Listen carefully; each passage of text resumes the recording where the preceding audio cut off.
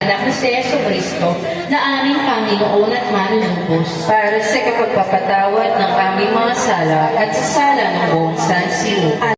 Mga tinis na hirap at kamatayan ni Jesus, kaawaan niyo po kami at ang buong sansinukoy. Alang-alang sa mga tinis na hirap at kamatayan ni Jesus. Ang ebanghelyo sa araw na ito ay napakaganda.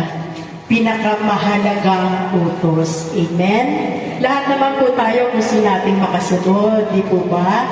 Ay di lang sa magulang natin. Mahalaga na itigil sa utos ng Diyos. Sapagkat pag sumunod tayo sa utos ng Diyos, talaga namang magiging maayos, mapayapa, masagana, malulusog tayo, hindi tayo sakitin, hindi tayo makakaranas sa mabibigat na pagsubok.